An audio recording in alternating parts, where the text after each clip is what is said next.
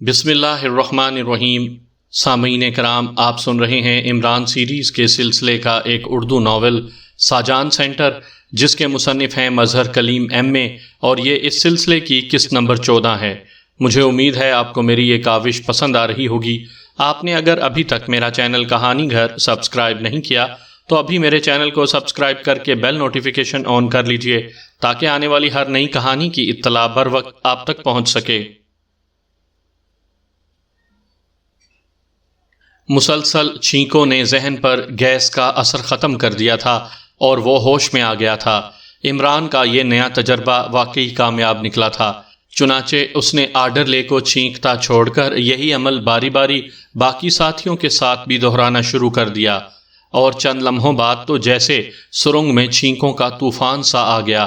واہ، اسے کہتے ہیں چھینکوں کا عالمی مقابلہ، عمران نے ہنستے ہوئے کہا۔ آپ چھیں۔ عمران کی آواز سنتے ہی سب نے اس سے کچھ کہنا چاہا، لیکن چھینکیں ابھی جاری تھیں۔ یہ بین الاقوامی زبان ہے، دنیا کے ہر فرد کو جب چھینک آتی ہے تو ایسی ہی آواز نکلتی ہے، عمران نے کہا، اور اس بار ہنسی بھری چھینکیں سرنگ میں پھیل گئیں۔ میرے خیال میں چھینکوں کا یہ مقابلہ ابھی جاری رہے گا، اس لیے بہتر یہی ہے کہ ہم ساتھ ساتھ چلتے جائیں، ورنہ ایسا نہ ہو کہ ریفری آوازیں سن کر پہنچ جائیں اور سارے ہی مقابلے میں فیل ہو جائیں، عمران نے اٹھتے ہوئے کہا، اور پھر جھکے جھکے انداز میں وہ واپس چل پڑا، اور اس کے پیچھے باقی ساتھی بھی ایک کورس کی صورت میں چھینکتے ہوئے چلنے لگے۔ یوں لگ رہا تھا جیسے سرنگ میں چھینک ٹرین چل رہی ہو۔ گو اب چھینکوں میں خاصا وقفہ آ گیا تھا، لیکن پھر بھی یہ پوری طرح ختم نہیں ہوئی تھیں۔ ریلنگ خاصی طویل تھی، ایک جگہ اوپر چھت ایسی تھی کہ اسے دیکھتے ہی عمران سمجھ گیا کہ یہاں سے اوپر کنٹرول روم ہے، اور یہیں سے انہیں نیچے پھینکا گیا تھا۔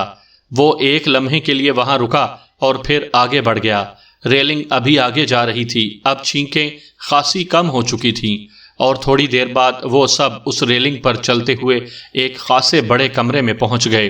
ریلنگ کو چلانے والی مشینری یہاں فکس تھی، اور کمرے کی سائیڈوں میں بوریوں کے ڈھیر لگے ہوئے تھے۔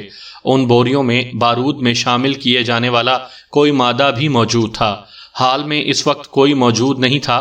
عمران کے ساتھیوں کی چھینکیں اب مکمل طور پر بند ہو گئی تھیں۔ وہ بڑے اطمینان سے عمران کے پیچھے چل رہے تھے۔ انہیں قطعاً یہ علم نہیں تھا کہ وہ کس قدر خوفناک موت کے پنجوں سے بال بال بچے ہیں، اور عمران ان کو بچانے کے لیے کس طرح اپنی جان پر کھیل گیا تھا۔ کمرے کے سائیڈ میں دروازہ نظر آ رہا تھا، اور عمران کمرے میں داخل ہوتے ہی سیدھا اس دروازے کی طرف بڑھا۔ دروازے کے قریب پہنچتے ہی وہ یکلخت ٹھٹک گیا، کیونکہ اسے دروازے کے دوسری طرف قدموں کی ابھرتی ہوئی آواز سنائی دی تھی۔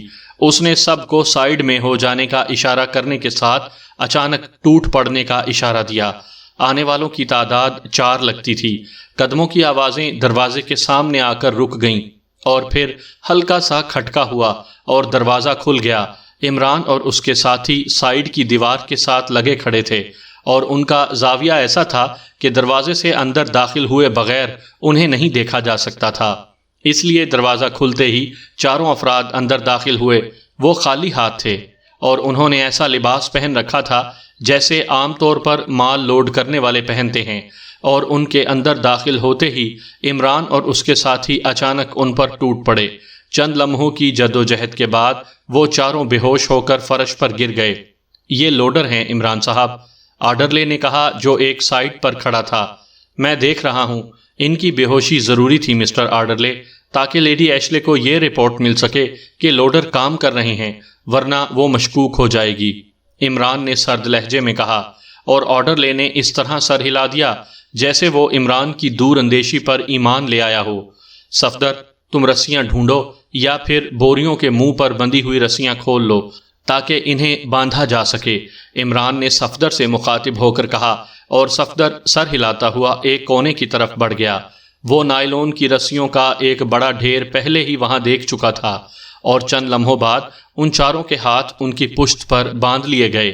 مسٹر آرڈرلے، ان لوڈرز کی رہائش گاہ کہاں ہے؟ عمران نے آرڈرلے سے پوچھا۔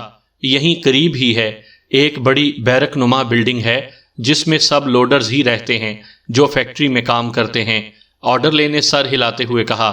تم سب یہیں ٹھہرو، اور ان کا خیال رکھنا، میں ذرا باہر کی صورتحال چیک کر لوں، عمران نے کہا، اور پھر کسی کے جواب دینے سے پہلے ہی وہ کمرے سے باہر نکل گیا۔ تقریباً 10 منٹ بعد وہ واپس آیا تو اس کے ہاتھ میں ایک چھوٹی مشین گن تھی۔ انہیں یہیں رہنے دو، میرے ساتھ آؤ، فی الحال اسلحے کا ایک سٹور مل گیا ہے، وہاں سے اسلحہ حاصل کر لیں، عمران نے کہا اور پھر واپس مڑ گیا۔ باقی ساتھی بھی اس کے پیچھے چلتے ہوئے باہر نکل گئے۔ عمران نے مڑ کر دروازہ بند کیا اور باہر سے اسے لاک کر دیا۔ یہ لوڈرز تو مر جائیں گے، آرڈرلے نے کہا۔ اتنی جلدی نہیں مرتے، خاصے سخت جان ہیں، عمران نے بے پرواہی سے کہا، اور پھر راہداری کراس کرتا ہوا ایک دروازے میں داخل ہو گیا۔ یہ ایک اور کمرہ تھا جس میں خاصے جدید اسلحے کا سٹور تھا۔ مشین گنیں لے لو کیونکہ اب آنکھ مچولی بہت ہو چکی، اب اس قصے کو ختم ہونا چاہیے، عمران نے سرد لہجے میں کہا، اور آرڈرلے سمیت باقی ساتھی تیزی سے کمرے میں داخل ہوئے۔ چند لمحوں بعد جب وہ واپس آئے تو ان کے ہاتھوں میں بھی چھوٹی مشین گنیں تھیں۔ گو یہ مشین گنیں ساخت میں چھوٹی تھیں لیکن وہ ڈیزائن اور کارکردگی کے لحاظ سے خاصی جدید لگ رہی تھیں۔ مسٹر آرڈرلے، اب آپ کا کام ہے۔ لیڈی ایشلے یقیناً ہماری موت کا جشن منا کر اطمینان سے اپنے کمرے میں آرام کر رہی ہوگی اور میں براہ راست اس تک پہنچنا چاہتا ہوں، عمران نے آرڈرلے سے مخاطب ہو کر کہا۔ ایسا تو ناممکن ہے عمران صاحب، لیڈی ایشلے نے یقیناً حفاظتی سسٹم آن کر دیا ہوگا، آرڈرلے نے کہا۔ تم لوگوں کو معلوم نہیں کہ کیا صورتحال گزر چکی ہے، تم بے ہوش پڑے تھے، لیڈی ایشلے کے نقطۂ نظر سے ہم سب بارودی قبر میں دفن ہو چکے ہیں۔ یہ تو بس قسمت تھی کہ میں سینے کے درد کی وجہ سے ہوش میں آ گیا اور ہم سب بچ گئے۔ میرے کہنے کا مقصد یہ ہے کہ لیڈی ایشلے مکمل طور پر مطمئن ہو چکی ہوگی، اس لیے اب اسے حفاظتی سسٹم کی ضرورت محسوس نہیں ہوگی، عمران نے کہا۔ اگر ایسی بات ہے تو پھر ٹاپ ہل ٹنل ہی بہترین راستہ ہو سکتا ہے، خدا کرے آپ کا اندازہ درست ہو، تب ہم سیدھے اس کے مخصوص کمرے تک براہ راست پہنچ جائیں گے، آرڈرلے نے سر ہلاتے ہوئے کہا اور آگے بڑھ گیا۔ عمران صاحب، آخر ہوا کیا تھا؟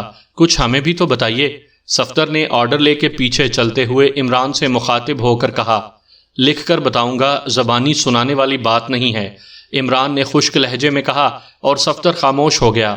وہ سمجھ گیا تھا کہ عمران ابھی بات کرنے کے موڈ میں نہیں ہے۔ لیڈی ایشلے واقعی انتہائی اطمینان بھرے انداز میں بیڈ پر لیٹی ہوئی تھی۔ اس نے فرینکلن سے کہہ دیا تھا کہ وہ ہنری سے رابطہ قائم کر کے اس سے بات کرائے تاکہ وہ ساجان سینٹر کو چھوڑ کر واپس ہیڈ کوارٹر پہنچ سکے۔ اس کے ساتھ ساتھ اب اسے ترمزی کا بھی خیال آ رہا تھا کہ نہ جانے ترمزی وہاں کیا کر رہا ہوگا۔ ترمزی کا خیال آتے ہی اس کے لبوں پر ہلکی سی مسکراہٹ رینگنے لگی، کیونکہ ترمزی جن لوگوں کے خاتمے کے لیے اتنی بڑی لیبارٹری بنا رہا تھا، ان لوگوں کو اس نے پہلے ہی بارودی قبر میں دفن کر دیا تھا۔ ابھی وہ یہ باتیں سوچ ہی رہی تھی کہ سائیڈ ٹیبل پر پڑے ہوئے ٹیلی فون کی گھنٹی بج اٹھی۔ لیڈی ایشلے نے فوراً ہی ہاتھ بڑھا کر ریسیور اٹھا لیا۔ یس، لیڈی ایشلے کا لہجہ خاصا تہک مانا تھا۔ فرینکلن بول رہا ہوں مادام، باس ہنری مین لیبارٹری میں کسی اہم پروجیکٹ میں مصروف ہیں، میں نے ان کے نمبر 2 کو کہہ دیا ہے، جیسے ہی باس ہنری فارغ ہوں گے وہ آپ کو کال کر لیں گے، فرینکلن نے کہا۔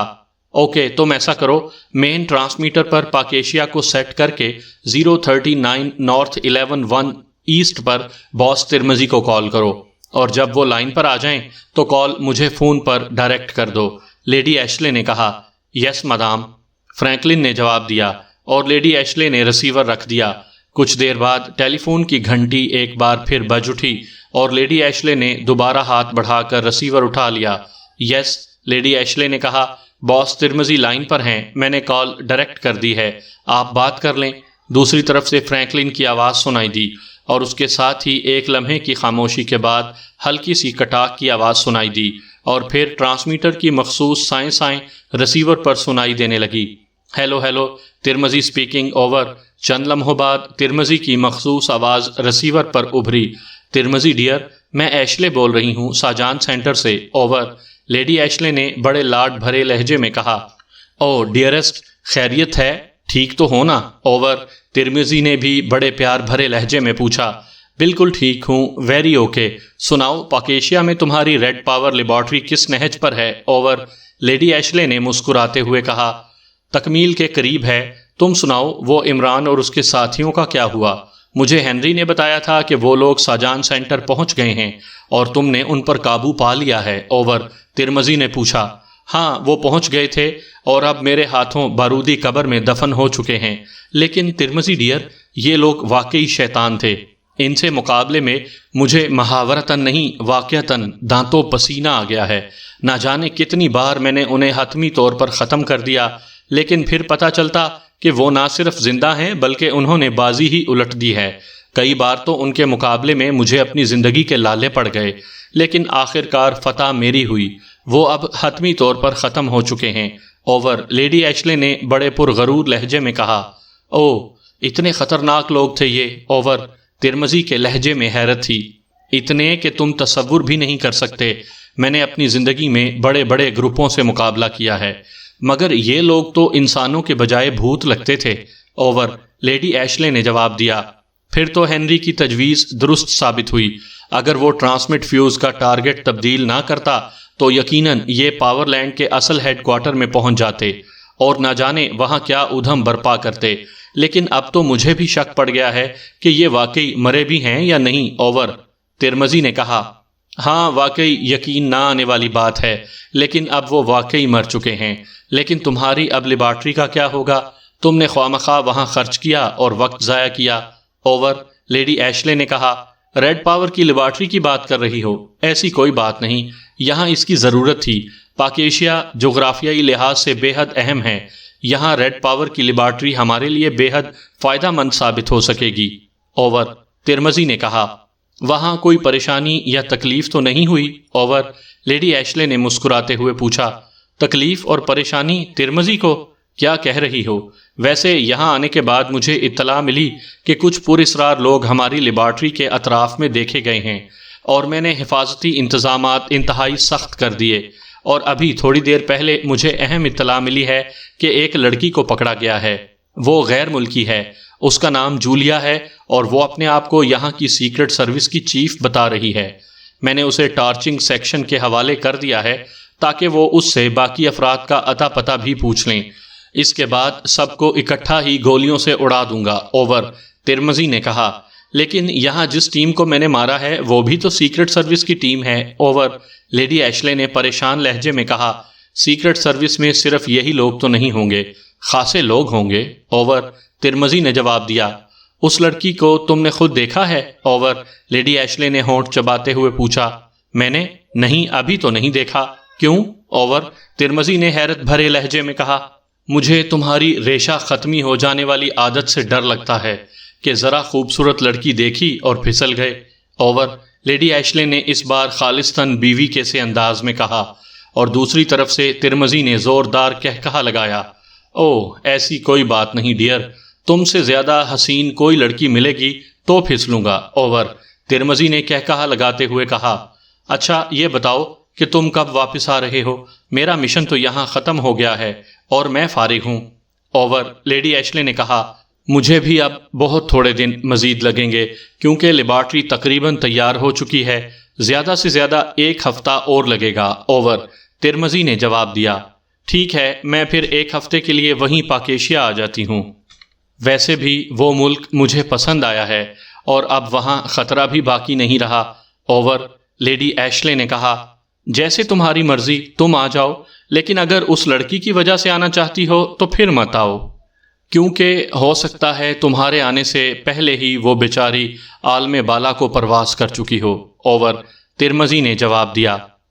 کچھ بھی ہو، بہرحال میں ہنری سے بات کر کے اس کا فیصلہ کروں گی۔ Over and all, lady Ashley نے کہا، اور دوسری طرف سے گڈ بائے کے الفاظ سنتے ہی اس نے ریسیور رکھ دیا۔ اسی لمحے ٹیلی فون کی گھنٹی ایک بار پھر بج اٹھی۔ یس، لیڈی ایشلے نے ریسیور اٹھاتے ہوئے کہا۔ ہنری بول رہا ہوں ہیڈ کوارٹر سے۔ مادام، کیا رپورٹ ہے؟ عمران اور اس کے ساتھیوں کے بارے میں ہنری نے پوچھا۔ ہنری، میری طرف سے خوشخبری سن لو، آخرکار میں نے فتح حاصل کر لی، وہ سب اب بارودی قبر میں دفن ہو چکے ہیں۔ لیڈی ایشلے نے ہنستے ہوئے کہا۔ بارودی قبر میں؟ کیا مطلب؟ کیا وہ 0 پوائنٹ میں پہنچ گئے تھے؟ ہنری نے بری طرح چونکتے ہوئے کہا۔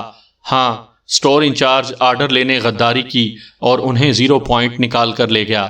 میں نے اس سے پہلے عمران کو ایلگم پسٹل کا فائر کر کے سینے میں گولی مار دی تھی، لیکن اس کے ساتھ ہی اسے زخمی حالت میں اٹھا کر لے گئے۔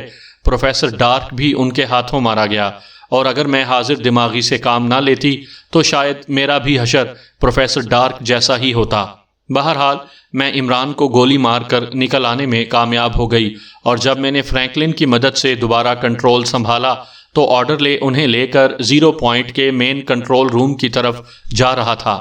اس پر میں نے فوراً اسپیشل لنکنگ سسٹم آن کروایا اور پھر اس کے آپریٹر کی مدد سے 4 نمبر آپریٹس کو عین اس وقت فائر کروایا جب وہ سب مین کنٹرول روم میں پہنچے، اور اس کا نتیجہ یہ ہوا کہ وہ سب 4 نمبر آپریٹس کا شکار ہو کر بے ہوش ہو کر گرے، اور پھر مین کنٹرول روم کے فرش کو ہٹانے والا بٹن بھی آن کروا دیا گیا، اور وہ سب نیچے میکسم پاؤڈر لے کر جانے والی ریلنگ پر گرے اور ریلنگ سٹارٹ ہو گئی۔ اس طرح وہ سب بے ہوشی کے عالم میں بارود تیار کرنے والی مشینوں والے کمرے میں جا گرے، اور ان کے جسم ریزہ ریزہ ہو کر بارود کے ڈھیر میں شامل ہو گئے۔ مادام نے بڑے فاتحانہ انداز میں پورا نقشہ تفصیل سے بیان کرتے ہوئے کہا، کیا تم نے چیکنگ کر لی ہے کہ وہ واقعی بارود کے ڈھیر میں گر چکے ہیں؟ ہنری نے ہونٹ چباتے ہوئے پوچھا۔ ہاں بالکل، میں نے اس بار مکمل چیکنگ کی، وہ واقعی ختم ہو چکے ہیں، لیڈی ایشلے نے کہا۔ اب ریلنگ چل رہی ہے، کام ہو رہا ہے؟ ہنری نے کہا۔ ہاں، ابھی تھوڑی دیر پہلے میں نے پتہ کیا تو لوڈر میکسم پاؤڈر ریلنگ پر لوڈ کرنے گئے ہیں اور باقاعدہ کام کر رہے ہیں۔ مین کنٹرول روم بھی دوبارہ کام کرنے لگ گیا ہے۔ میں نے وہاں رابرٹ کے نمبر 2 اینتھنی کو 0 پوائنٹ کا چیف بنا دیا ہے، لیڈی ایشلے نے کہا۔ ویری گڈ، اگر لوڈر کام کر رہے ہیں تو پھر واقعی اس بار ان شیطانوں کا خاتمہ ہو گیا ہے، اور مادام یہ آپ کا اتنا بڑا کارنامہ ہے کہ پوری مجرم دنیا اس پر فخر کرے گی۔ میری طرف سے مبارکباد قبول فرمائیے۔ ہنری کے لہجے میں واقعی خلوص تھا۔ شاید مادام کی بتائی ہوئی تفصیل کے بعد اسے بھی یقین ہو گیا تھا کہ واقعی عمران اور اس کے ساتھی ختم ہو چکے ہیں۔ تھینک یو ہنری، مادام نے مسرت بھرے لہجے میں جواب دیا۔ اب کیا پروگرام ہے؟ ہنری نے پوچھا، اور مادام نے ترمزی کے ساتھ ہونے والی گفتگو اسے بتا دی اور کہا کہ وہ چاہتی ہے کہ 1 ہفتہ پاکیشیا میں ترمزی کے ساتھ گزار کرائے۔ ترمزی نے اس لڑکی کا کیا نام بتایا ہے؟ ہنری نے چونک کر پوچھا۔ جولیا بتا رہا تھا شاید۔ کیوں؟ مادام نے بھی چونک کر پوچھا۔ جولیانا تو عمران کی ساتھی ہے مادام، وہ سیکرٹ سروس کی چیف نہیں ہے۔ یقیناً ترمزی کو کوئی غلط فہمی ہوئی ہے۔ پاکیشیائی سیکرٹ سروس کا چیف تو X2 ہے، جس کی اصل شخصیت آج تک ٹریس نہیں ہو سکی۔ اس کا مطلب ہے ترمزی کے ساتھ کوئی گڑبڑ ہو رہی ہے۔ ایسا نہ ہو کہ وہ اس غلط فہمی کی وجہ سے کسی کا شکار نہ ہو جائے۔ ہنری کے لہجے میں تشویش تھی۔ تو پھر کیا ہونا چاہیے؟ مادام نے بھی تشویش بھرے لہجے میں جواب دیتے ہوئے پوچھا۔ آپ فوراً ترمزی سے بات کریں اور اسے کہیں کہ وہ صرف اس لڑکی کو ختم کر کے مطمئن نہ ہو جائے، بلکہ پوری طرح ہوشیار رہے، اور میرا تو خیال ہے لیبارٹری تیار ہوتے ہی کم از کم پاکیشیا کے دارالحکومت کی حد تک ریڈ پاور فائر کر دی جائے، تاکہ عمران کے ساتھ ساتھ اس X2 سے بھی ہمیشہ کے لیے پیچھا چھوٹ جائے۔ ہنری نے کہا، تم اسے فوراً ہی کال کر کے تفصیل بتا دو، وہ تمہاری بات زیادہ مانے گا۔ میں نے کچھ کہا تو وہ یہی سمجھے گا کہ میں اس لڑکی کی وجہ سے ایسا کہہ رہی ہوں، مادام نے کہا۔ ٹھیک ہے، میں اس سے بات کر لیتا ہوں۔ آپ بھی ایسا کریں کہ ساجان سینٹر سے پاکیشیا چلی جائیں، ہو سکتا ہے آپ کی وہاں ضرورت پڑ جائے۔ پاکیشیا دارالحکومت تباہ ہونے کے بعد آپ دونوں واپس ہیڈ کوارٹر آ جائیں، تاکہ ہر طرف سے اطمینان ہونے کے بعد ہم اپنا سپر گرینڈ مشن مکمل کر کے پوری دنیا کو للکار سکیں۔ ہنری نے کہا۔ اوکے ٹھیک ہے، گڈ بائے، لیڈی ایشلے نے کہا، اور دوسری طرف سے ہنری نے بھی گڈ بائے کہتے ہوئے کال ختم کر دی۔ لیڈی ایشلے نے ایک طویل سانس لیتے ہوئے رسیور رکھ دیا۔ اب اس کے چہرے پر حقیقی مسرت کے آثار موجود تھے، کیونکہ ہنری نے بھی اس کی فتح کو آخر کار تسلیم کر لیا تھا۔ رسیور رکھ کر وہ بیڈ سے اٹھ کھڑی ہوئی تاکہ باتھ روم میں جا کر اطمینان سے نہا سکے کہ اچانک دروازے پر کھٹکا سا ہوا، اور مادام نے چونک کر دروازے کی طرف دیکھا ہی تھا کہ اچانک دروازہ ایک دھماکے سے کھلا، اور دوسرے لمحے مادام کی آنکھیں حیرت اور خوف سے پھیلتی چلی گئیں۔ دروازے کے درمیان میں عمران زندہ سلامت کھڑا تھا، وہی عمران جس کی موت پر وہ مبارکبادیں وصول کر رہی تھی۔ عمران کے چہرے پر ہلکی سی طنزیہ مسکراہٹ موجود تھی۔ تم بھوت لیڈی ایشلے کے حلق سے بے اختیار ٹوٹ ٹوٹ کر الفاظ نکلے اور اس کے ساتھ ہی وہ لہرا کر دھڑام سے بستر پر گر گئی۔ خوف اور حیرت کی شدت سے وہ بے ہوش ہو چکی تھی۔ آرڈرلے عمران اور اس کے ساتھیوں کو ساتھ لے کر پہلے لفٹ کے ذریعے ایک تہہ خانے میں پہنچا۔ اس تہہ خانے میں کاٹھ کباڑ بھرا ہوا تھا۔ آرڈرلے نے تہہ خانے کے فرش پر ایک مخصوص حصے پر 3 مختلف جگہوں پر زور زور سے پیر مارا تو فرش کا وہ حصہ ایک طرف ہٹ گیا اور نیچے جاتی ہوئی سیڑھیاں نظر آنے لگیں۔ تمہیں یہاں کی پوری تفصیلات کا علم ہے؟ عمران نے مسکراتے ہوئے آرڈرلے سے پوچھا۔ ہاں، میں نے بتایا تھا کہ یہ فیکٹری میری نگرانی میں بنی ہے۔ اسے چونکہ ساجان سینٹر سے کنٹرول کیا جاتا ہے، اس لیے مجھے راستوں کا بخوبی علم ہے، آرڈرلے نے سر ہلاتے ہوئے کہا، اور پھر وہ سب سیڑھیاں اترتے ہوئے ایک چوڑی سی سرنگ میں پہنچ گئے۔ یہ سرنگ کس مقصد کے لیے بنائی گئی تھی؟ اس بار بلیک زیرو نے پوچھا۔ ساجان سینٹر کے سابق انچارج آرتھر نے اسے خصوصی طور پر بنوایا تھا تاکہ اس کے ذریعے وہ خفیہ طور پر اسلحہ ساز فیکٹری میں آ جا سکے۔ مادام اور پروفیسر ڈارک کے یہاں آنے کے بعد آرتھر کو کہیں اور بھجوا دیا گیا ہے، اور پھر پروفیسر ڈارک نے، جو پاور لینڈ کے ہیڈ کوارٹر کا بڑا سائنسدان تھا، یہاں آتے ہی ساجان سینٹر کے گرد زبردست حفاظتی نظام قائم کیا تاکہ کوئی غیر متعلقہ آدمی ساجان سینٹر میں داخل نہ ہو سکے۔ لیکن چونکہ میرا کام ایسا تھا کہ مجھے ساجان سینٹر کے 6 ایونیو سے اکثر 0 پوائنٹ پر جانا پڑتا تھا، اس لیے میرے لیے ایک خصوصی راستہ بنایا گیا جس کے ذریعے میں آپ لوگوں کو ساجان سینٹر سے نکال کر 0 پوائنٹ پر لے گیا تھا۔ سرنگ میں چلتے ہوئے آرڈرلے نے پوری تفصیل سنائی۔ وہ حفاظتی سسٹم اس سرنگ میں کہاں فٹ کیا گیا تھا؟ عمران نے اچانک پوچھا۔ اب سرنگ ایک موڑ کاٹے گی اور پھر وہ اوپر کو بلند ہونے لگ جائے گی، وہاں حفاظتی دیوار موجود ہے؟ آرڈرلے نے سر ہلاتے ہوئے پوچھا، اور عمران نے سر ہلا دیا، اور واقعی تھوڑا سا فاصلہ طے کرنے کے بعد سرنگ نے اچانک موڑ کاٹا اور پھر واقعی اس کی سطح بلند ہونے لگ گئی، لیکن سامنے ایک ٹھوس دیوار موجود تھی۔ اس کا حفاظتی نظام آن نہیں ہے عمران صاحب، میرا اندازہ درست تھا، ورنہ اس دیوار پر سرخ رنگ کی لکیروں کا جال پھیلا ہوا نظر آتا۔ آرڈرلے نے دیوار کو دیکھتے ہی مسرت بھرے لہجے میں کہا، اور عمران مسکرا دیا۔ آرڈرلے نے آگے بڑھ کر دیوار کی سائڈ پر لگا ہوا ایک چھوٹا سا بٹن دبایا تو دیوار بے آواز درمیان سے کٹ کر سائڈوں میں کھسک کر غائب ہو گئی، اور وہ سب تیزی سے وہاں سے گزر کر چڑھائی چڑھتے ہوئے اوپر کی طرف بڑھتے گئے۔ تھوڑی دیر بعد سرنگ ختم ہو گئی اور سیڑھیاں اوپر جاتی دکھائی دینے لگیں۔ آرڈرلے کے پیچھے چلتے ہوئے وہ سیڑھیاں اوپر چڑھ گئے۔ سیڑھیوں کے اختتام پر دیوار تھی جسے آرڈرلے نے پہلی دیوار کی طرح کھول لیا، اور اسے کراس کرنے کے بعد وہ ایک چھوٹی سی راہداری میں پہنچ گئے جس کے ایک طرف دروازہ تھا اور دوسری طرف بند تھی۔ درمیان میں سامنے کی دیوار میں ایک دروازہ تھا جس کے پٹ معمولی سے کھلے ہوئے تھے، اور اندر سے لیڈی ایشلے کی آواز باہر راہداری میں سنائی دے رہی تھی۔ وہ کسی سے فون پر بات کر رہی تھی۔ عمران نے ہاتھ اٹھا کر سب کو خاموش رہنے کا اشارہ کیا، اور پھر وہ خود دبے پاؤں چلتا ہوا دروازے کے قریب پہنچ گیا۔ اس نے دروازے کی جھری کے ساتھ کان لگا لیے۔ لیڈی ایشلے کی آواز اب بالکل واضح تھی، اور وہ ترمزی سے بات چیت کرنے میں مصروف تھی۔ جیسے جیسے عمران اس کی گفتگو سنتا گیا، اس کے چہرے پر سنجیدگی کے آثار بڑھتے گئے، اور جولیا کے متعلق سن کر تو اس نے ہونٹ دانتوں میں دبا لیے۔ عمران کے باقی ساتھی بڑے محتاط انداز میں راہداری میں پھیل گئے۔ صفدر اور کیپٹن شکیل راہداری کے دروازے کے قریب جا کھڑے ہوئے تاکہ اگر کوئی باہر سے آئے تو اسے روکا جا سکے۔ خاصی طویل گفتگو کرنے کے بعد لیڈی ایشلے نے ریسیور کریڈل پر رکھا، اور عمران نے دروازہ کھولنے کے لیے ہاتھ بڑھایا ہی تھا کہ ایک بار پھر ٹیلی فون کی گھنٹی بج اٹھی، اور لیڈی ایشلے نے دوبارہ ریسیور اٹھا لیا۔ عمران نے ہاتھ واپس کھینچ لیا۔ اب لیڈی ایشلے ہنری سے بات کر رہی تھی۔ ہنری سے بات چیت کے دوران عمران پر مزید انکشافات ہوئے، اور اب وہ ساری بات کو اچھی طرح سمجھ گیا تھا کہ ہنری کی تجویز پر خاصا لمبا چکر کھیلا گیا جس کا عمران شکار ہو گیا۔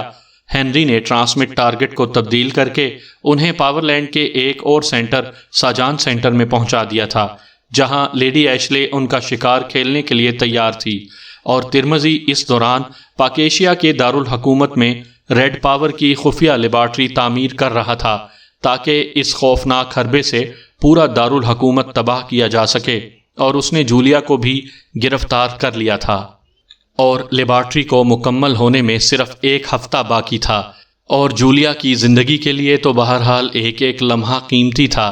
چنانچہ اس نے فوراً ہی ایک فیصلہ کر لیا، اور پھر جیسے ہی لیڈی ایشلے نے ریسیور رکھا، عمران نے ہاتھ بڑھا کر دروازہ کھولنا چاہا، لیکن جھری کے باوجود لاک معمولی سا اٹکا ہوا تھا، اس لیے کھٹاک کی آواز پیدا ہوئی۔ اسی لمحے عمران نے پوری قوت سے دروازے پر لات ماری اور دروازہ ایک دھماکے سے کھل گیا۔ لیڈی ایشلے کمرے کے درمیان میں کھڑی تھی، لیکن اس کی دروازے کی طرف سائیڈ تھی۔ دروازہ کھلنے کے دھماکے کے ساتھ ہی وہ تیزی سے مڑی، اور پھر دروازے میں کھڑے عمران کو دیکھتے ہی اس کی آنکھیں حیرت اور خوف سے پھیلتی چلی گئیں، اور وہ بھوت بھوت کہتی ہوئی لہرا کر بیڈ پر گری اور بے ہوش ہو گئی۔ عمران کے چہرے پر گہری سنجیدگی طاری تھی۔ لیڈی ایشلے کے بے ہوش ہوتے ہی وہ مڑ کر راہداری میں کھڑے اپنے ساتھیوں سے مخاطب ہوا، ہر طرح سے خیال رکھنا کوئی مداخلت نہ ہو، عمران نے گہرے سنجیدہ لہجے میں کہا، اور پھر سر جھٹکتا ہوا آگے بڑھ گیا۔ لیڈی ایشلے بدستور بستر پر بے ہوش پڑی تھی۔ عمران نے اس کے قریب جا کر اس کے گال پر ایک زوردار تھپڑ جڑ دیا، اور چٹاخ کی زوردار آواز سے کمرہ گونج اٹھا۔ تھپڑ میں اتنی شدت تھی کہ لیڈی ایشلے کی آنکھیں ایک جھٹکے سے کھل گئیں، اور عمران نے اس کی شہ رگ پر مشین گن کی نال رکھ دی۔ سنو لیڈی ایشلے، ترمزی کو کال کر کے کہو کہ وہ جولیانا کو تمہاری آمد تک بالکل کچھ نہ کہے، اور یہ بھی سن لو کہ اگر اس نے جولیا کو ذرا سی بھی تکلیف پہنچائی تو میں تمہاری ایک ایک بوٹی علیحدہ کر دوں گا۔ عمران کے لہجے میں بھوکے بھیڑیے کی سی غراہٹ تھی۔ تم زندہ کیسے زندہ بچ گئے؟ لیڈی ایشلے نے انتہائی خوف زدہ لہجے میں کہا، لیکن دوسرے لمحے اس کے حلق سے ایک زوردار چیخ نکلی، اور وہ اچھل کر کسی گیند کی طرح سائیڈ کی دیوار سے جا ٹکرائی۔ عمران نے ایک ہاتھ سے اس کی گردن پکڑ کر زوردار جھٹکا دیتے ہوئے اسے اچھال دیا۔ جو میں کہہ رہا ہوں وہ کرو، وقت ضائع مت کرو۔ عمران نے اس کے دیوار سے ٹکرا کر نیچے گرتے ہی بڑھ کر اس کی گردن دوبارہ پکڑتے ہوئے کہا۔ اس کا لہجہ اتنا سرد تھا کہ راہداری میں کھڑے ہوئے سب ساتھیوں کے جسموں میں سردی کی لہریں دوڑنے لگیں، جبکہ آرڈرلے جو دروازے کے باہر کھڑا تھا نمایاں طور پر کانپ اٹھا۔ عمران نے ایک بار پھر لیڈی ایشلے کو گردن سے پکڑ کر فضا میں اٹھا لیا تھا۔ عمران کے چہرے پر نہ جانے کیا بات تھی کہ لیڈی ایشلے کا جسم اس طرح لرزنے لگا جیسے اسے جاڑے کا بخار چڑھایا ہو۔ میں کرتی ہوں لیڈی ایشلے نے بری طرح گھگھیائے ہوئے لہجے میں کہا، اور عمران نے جھٹکا دے کر اسے اس میز کے قریب پھینک دیا جس پر فون پڑا ہوا تھا۔ اٹھو، جلدی کال کرو، عمران نے دھاڑتے ہوئے کہا، اور لیڈی ایشلے نے اس طرح اٹھ کر ریسیور اٹھا لیا جیسے وہ انسان نہ ہو بلکہ روبوٹ ہو۔ فرینکلن، ترمزی سے بات کراؤ، فوراً، جلدی، فوراً، ابھی۔ لیڈی ایشلے کے لہجے میں بے پناہ خوف تھا۔ کیا بات ہے مادام، آپ اتنی گھبرائی ہوئی کیوں ہیں؟ فرینکلن شاید مادام کے لہجے پر ہی گھبرا گیا تھا۔ جلدی بات کرو، it is emergency, lady Ashley نے چیختے ہوئے کہا۔ بہتر، دوسری طرف سے فرینکلن نے گھبرائے ہوئے لہجے میں کہا، اور مادام نے ریسیور رکھ دیا۔ سنو، اگر اٹ از ایمرجنسی سے تم نے کوئی اسے اشارہ دیا ہے تو یقین رکھو میں تمہیں تڑپا کر ماروں گا، عمران نے غراتے ہوئے کہا۔ نہیں، ایسی بات نہیں، میں نے تو اس لیے کہا تھا کہ وہ جلدی کرے، لیڈی ایشلے نے خوف زدہ لہجے میں کہا۔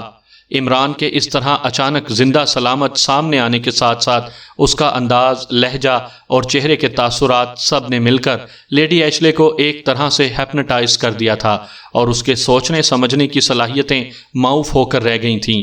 وہ عمران کے حکم کی تعمیل اس طرح کر رہی تھی جیسے کوئی معمول کرتا ہے۔ اسی لمحے ٹیلی فون کی گھنٹی بج اٹھی، اور عمران کے اشارے پر لیڈی ایشلے نے ریسیور اٹھا لیا۔